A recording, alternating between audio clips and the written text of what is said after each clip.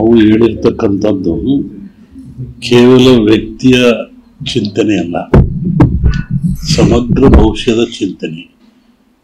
ಈ ವಿಜಯನಗರ ಸಾಮ್ರಾಜ್ಯವನ್ನು ಕಟ್ಟಿದವರು ಅಕ್ಕಬುಕ್ಕ. ಇವತ್ತು ವಿಜಯನಗರ ಸಾಮ್ರಾಜ್ಯ ಹೆಸರು ಚಿರಸ್ಥಾಯಿಯಾಗಿದೆ.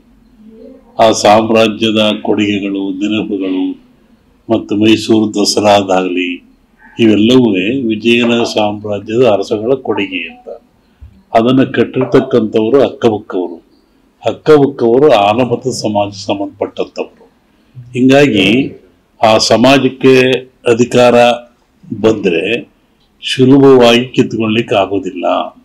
ಸಮಾಜದ ಮೇಲೆ, ರಾಜ್ಯದ ಮೇಲೆ ಒಳ್ಳೆಯ ಕೆಲಸವನ್ನು ಮಾಡ್ತಕ್ಕಂಥ ಜನರಿಗೆ ಕೆಡುಕಾಗೋದು ಕಷ್ಟ.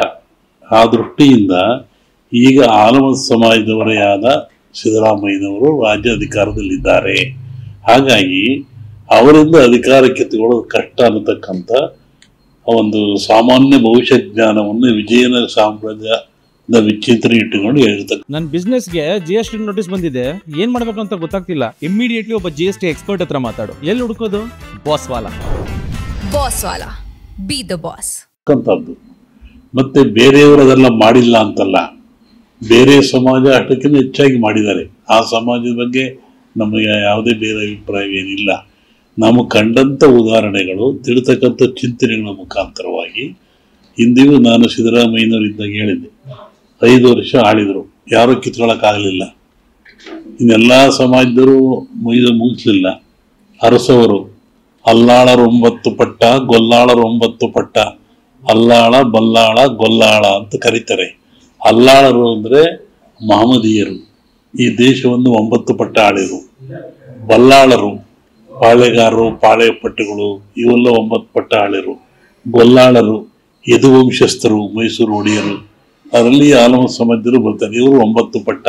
ಈಗ 9 ಪಟ್ಟಗಳನ್ನು ಆಳಿದು ಆನಂತರ ಬಂದಿರತಕ್ಕಂಥದ್ದು ಪ್ರಜಾಪ್ರಭುತ್ವದ ಪಟ್ಟ ಬಂತು. ಆ ದಶೆಯಲ್ಲಿ ಇವತ್ತಿನ ರಾಜಕೀಯ ಚಿಂತನೆ ಬಗ್ಗೆ ವಿಚಾರ ಮಾಡೋದಾದರೆ ಈ ಮುಖ್ಯಮಂತ್ರಿ ಇರೋವರೆಗೂ ಕಿತ್ತುಕೊಳ್ಳೋದು ಕಷ್ಟ. ಯಾಕೆ ಅಂದರೆ ಸಾಮಾಜಿಕ, ಧಾರ್ಮಿಕ ಒಂದು ಹಿನ್ನೆಲೆ ಇದೆ. ಆ ದೃಷ್ಟಿಯಲ್ಲಿ ಹೇಳಿದೆ ಹೊರತು DK ಶಿವರ ಬಗ್ಗೆ ಆಗಲಿ, ಮೊಯ್ಲೂರ ಬಗ್ಗೆ ಆಗಲಿ ಅಭಿಪ್ರಾಯ, ಒಳ್ಳೆಯ ಅಭಿಪ್ರಾಯ ನಮಗಿದೆ. ನಮಗೆ ಅವರು ಬೇಕಾದವರೇ, ಅದನ್ನು ನಾನು ಸ್ಪಷ್ಟಪಡಿಸಿಲ್ಲ.